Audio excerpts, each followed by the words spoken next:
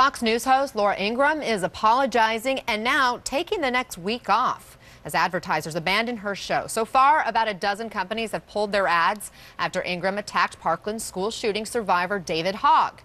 Ingraham mocked Hogg's grades and the fact that he failed to get into 4 colleges despite having a 4.2 GPA. When asked whether he accepts Ingraham's apology, here's what Hogg had to say. She's only apologizing after a third of her advertisers pulled out. And I think it's really disgusting the fact that she basically tried promoting her show after apologizing to me. David Hogg joins us now. So David, first, what surprised you more, Ingraham's apology or the powerful response now from advertisers?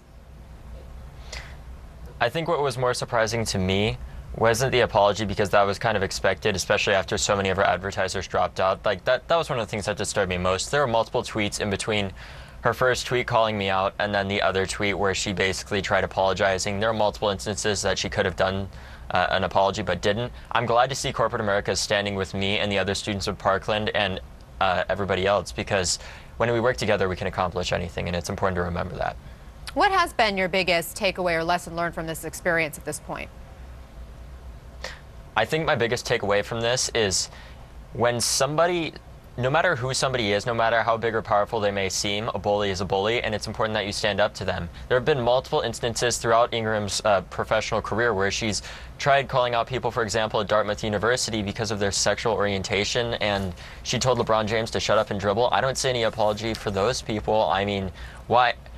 It's really sad. It's disturbing to know that somebody could bully so many people and just get away with it, especially to the level that she did. But I think now, with advertisers standing with us, we can accomplish anything. The word bully stands out because some people are calling you a bully. In fact, conservative commentator Eric Erickson, I want to read you what he has said. He said, having someone apologize to you and then refusing to accept it unless conditions are met is what bullies do. What do you say to that? I don't agree with it. Just like Laura, she can have her opinion, he can have his. It's up to them, but I don't agree with it personally. Laura Ingraham has invited you back on her show for a, quote, productive discussion. Would you consider doing that? I would only consider doing that and after she apologizes to all the people that she's hurt throughout her professional career because of her immaturity and unprofessionalism. It's not right, and I think she needs to apologize to those people that she's hurt.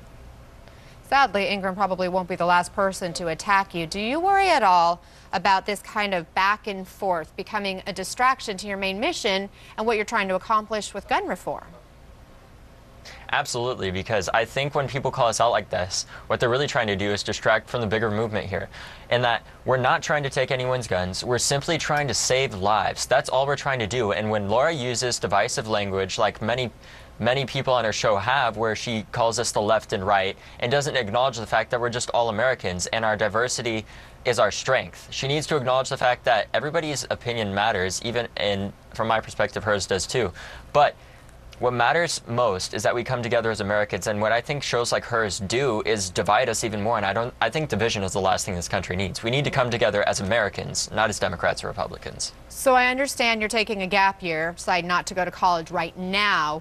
What are you planning to do? Are you trying to harness something more in this movement and have politicians reached out to you? Yes, some have. What I plan on doing during this gap year, which I still may not be taking, I haven't really made a final decision on, is I'm going to be working on a candidate basis, because there are Republicans who are supported by the NRA and not supported by the NRA. There's Democrats that are supported by the NRA, and there's Democrats that are not supported by the NRA. I'm going to be working on a candidate basis to ensure that the best people that are willing to serve their constituents and not special interests are getting into office. Which candidates have reached out to you? There was mainly one that's going against Steve King in Iowa that has reached out to me, and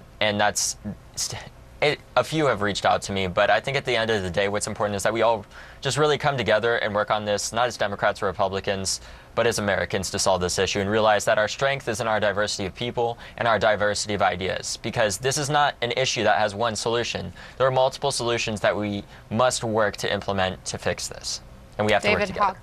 Thank you, David Hogg, for joining us. Best of luck to you. Thank you. Coming up, we'll sit down with David Axel.